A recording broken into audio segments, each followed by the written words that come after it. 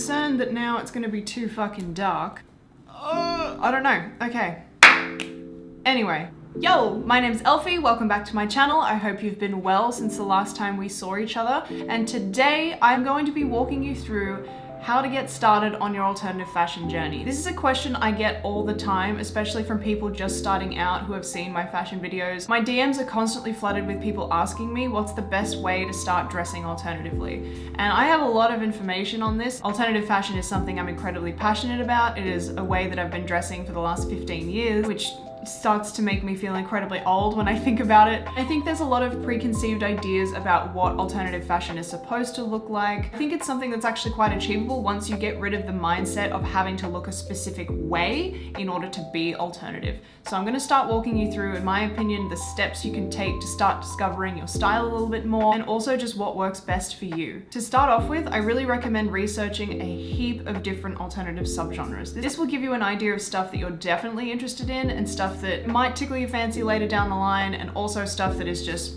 not for you. For example, are you drawn to punk fashion? Are you more of a rivet head? Do you like goth fashion, eve fashion, tech wear, cybercore, cyberwear, dystopian fashion? There are so many different genres in this massive alternative umbrella, and it's really important that you at least have some kind of idea where you might want to start, because otherwise, for me, it's like looking at a really messy room. You sort of walk in and go, oh my god, can't do it, and just turn around and walk away. And once you've discovered the kind of niche or potentially niches that you're really interested in having a bit more of a deeper look at, then I would start looking at what things make up that style. What's one particular thing that seems to be consistent that people seem to have, own, or wear when they are wearing this sort of fashion? For example, e-fashion is more about layering necklaces and having heavy chains or belts, whereas if you're talking about something like tech wear, it usually consists of cargo pants, utility fashion, something that's really practical. Sometimes they even go as far as having waterproof fashion. And for example, if you're interested in tech wear and e-fashion combined, then you could probably wear a pair of cargo pants and add a bunch of chains to them. So it's really just about discovering what direction you want to go in and having an idea of maybe where you might want to start. It's sort of like getting a tattoo. You research a bunch of different artists and a bunch of different styles and sort of figure out what ones you like and what ones you definitely don't, and sort of start going from there. Recently on Instagram, I was asked what's one universal accessory that I can recommend to any alternative person. And personally, I don't think it comes down to one specific accessory, but rather thinking about it as an accessory that's made for you. Putting your own unique spin on any sort of accessory is a great place to start. So things like rings, armbands, bracelets, necklaces, harnesses, chains, gloves, anything along that sort of line will eventually start helping you figure out what accessory you really like to style. And doing that alone will help build the foundation for whatever your fashion might evolve to in the future. Finding something that you really like to style in your own unique way really is the building blocks of what alternative fashion started from. You've got to remember there is no specific mold you have to fit in order to be alternative. Alternative fashion is literally just not conforming to fashion trends or doing things a little bit different than what the norm seems to be doing. That's where I think one of the biggest things about alternative fashion is just having fun with it and discovering things along the way. After doing all of that Googling or Instagram deep diving, Pinterest board creating, whatever it takes for you to get a better visual of what you're interested in creating, that's when you can start really focusing in on the one specific item that you're really keen on looking at getting to try and elevate your clothing to the next level. And as I said, it doesn't really need to fit one specific genre. For example, as I was mentioning earlier, let's say you go with chains.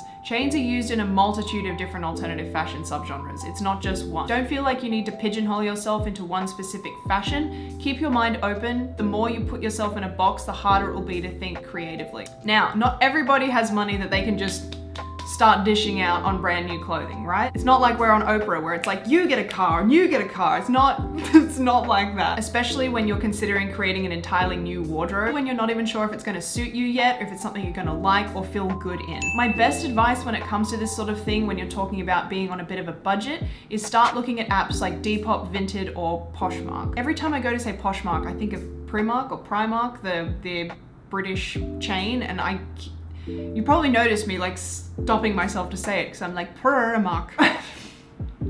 Now, I have heard some people have had really terrible experiences on Depop specifically. I've only personally had one negative experience on Depop, and I sell things on Depop as well, so for me, I know what to look for and what not to look for. You're welcome to go and check out my Depop. I'll link it in the description below, and that way you can see what kind of questions you might want to ask people, what size it may be labeled as, but what size it might actually fit. There are some things that I own in a size medium that are definitely more of a size small, and I'd want someone to tell me that, because there's nothing worse spending the $20 on this new item of clothing or this pre-loved item of clothing, getting it and then realizing that it was like, you know, a size small in Asian sizes, and really it looks like it could fit a child. For the most part on Depop, I have gotten quite lucky with my purchases. I am constantly trolling Depop to see anything new that pops up. I'm looking up keywords and brands like darkwear, punk rave, Killstar, Dolls Kill. I don't support Dolls Kill buying from them brand new, but buying them secondhand, especially with a lot of their really cool designs, I feel like might be a little bit better. I don't promote Dolls Kill at all whatsoever.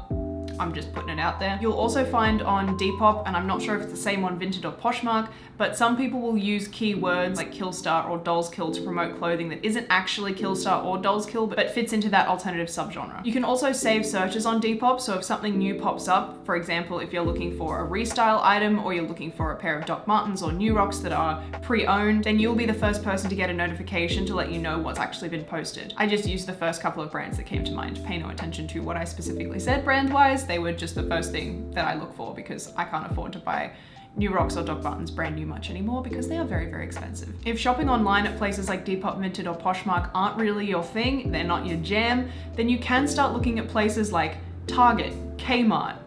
Keep in mind, I am talking about physical Australian stores when I mention this sort of thing, so please, if you're overseas, take it with a grain of salt. I'm sure you can apply them to a lot of stores that are around you. If not, feel free to Google the stores that I'm mentioning, and it might give you a visual representation of what you might want to look for or what the equivalent is for where you live. So stores like Target or Kmart both have very affordable clothing and might surprise you when it comes to basics. Other places that used to be good here were JJ's and Cotton On. JJ's hasn't been good for many years in my opinion, but I haven't been shopping there for a hot minute, so it could have improved. But back in the early 2000s, that's when the shit was good. That's when we had the good stuff. Basically, all the places I mentioned above, I could only buy things from while there was a big sale on, and even then, I could really only afford 1 or 2 items max. And you might be thinking, Elfie, what the hell? Like, this is not very alternative fashion.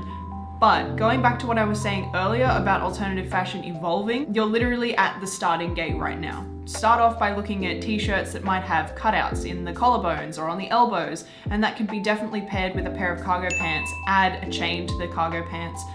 You've got yourself an alternative looking outfit. You might find a pair of black jeans or a pair of cargo pants or a cute skirt, depending on what look you're actually looking to achieve. And keep in mind, you can also DIY things or cannibalize things, which is what I used to do. When I'm talking about DIYing, I'm not someone who's very, very good at creating things from scratch. So I used to cannibalize a lot of my clothing. For example, the first branded alternative piece of clothing that I owned was a pair of these. They had chains all over them. It had an overskirt over the top too, so you were able to play around a lot with the kind of look you were going for. The amount of times I took chains off the skirt and put it on a pair of shorts that I was wearing or a pair of jeans, just to give it a bit more of an edge. It doesn't need to be dramatic, because at this point in time, you're literally just experimenting with what you do and don't like. You might get to the point where you cannibalize something and go, actually, I'm not really a fan of that. And that is okay. We are on the journey of discovery here. There are no right or wrong answers or right or wrong decisions. It's literally just a huge learning curve that you're going on right now. So remember to be gentle on yourself, for goodness sake. Everybody starts somewhere, and it doesn't have to be perfect right off the bat. As I said earlier, I've been building my wardrobe for 15 years. It's taken a very long time to get to where I am now compared to where I used to be. For me, clothing is an extension of myself. So I feel most myself when I feel confident in the clothes that I'm putting on. Everybody has different priorities when it comes to what's important to them. My body modification and my fashion are the most important things when it comes to feeling the most comfortable in my own skin. The clothing that I wear and the way that I present myself to the world is extremely important to me. It makes me feel comfortable and happy and confident going out in public being perceived. I don't even want to be perceived, but if I'm gonna be perceived, then it may as well be as myself, because they're gonna judge me anyway, you know what I mean? Personally, when I started wearing harnesses for the first time, I actually started with a belt leg harness, And I remember feeling really, really anxious going out in public, being perceived by people being like, why the fuck are you wearing that? You know, people have weird expressions. Their bombastic side eye is so fucking real. And if people perceive me in a way that's negative, that tells me a whole lot more about them than it does about me. I'm just living my life. I'm having a great time. And you are too busy judging me on me being me.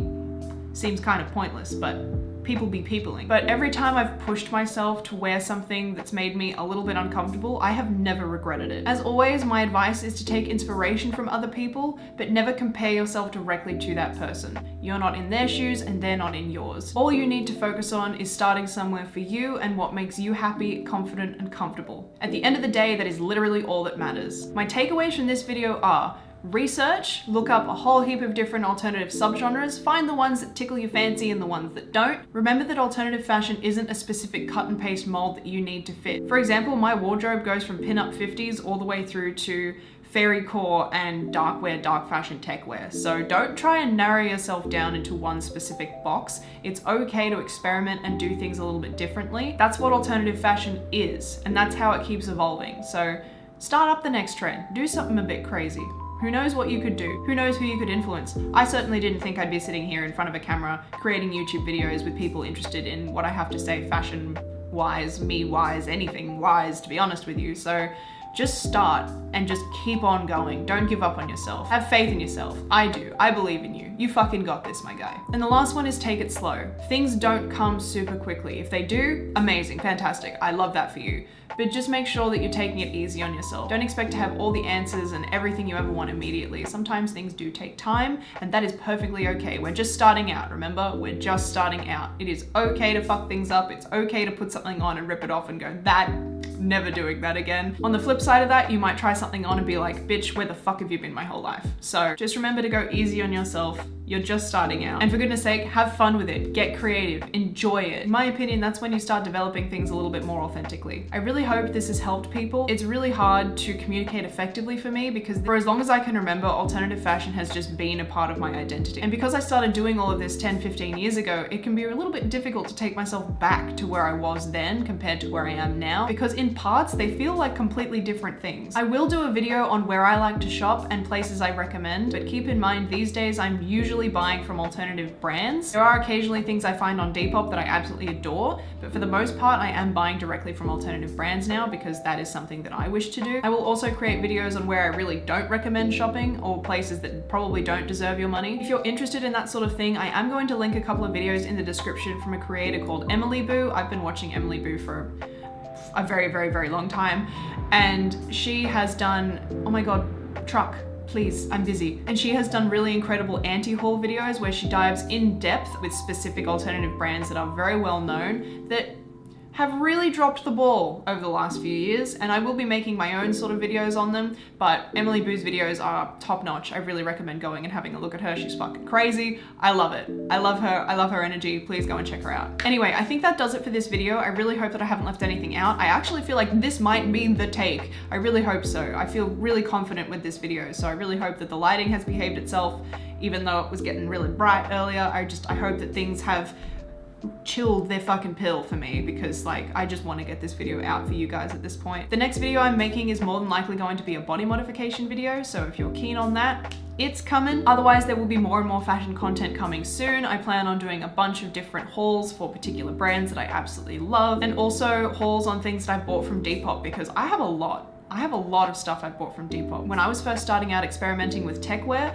all of my stuff was bought secondhand from Depop. Literally all of it. I have so many different pocket harnesses and belt pouches that I bought from Depop when I was first starting to explore tech wear. So I will be doing a haul about what I bought from Depop and what worked for me, but that will be a whole separate video. I hope you've had a wonderful morning, afternoon, or evening, wherever you may be in the world. Please stay safe, and I will see you in my next video.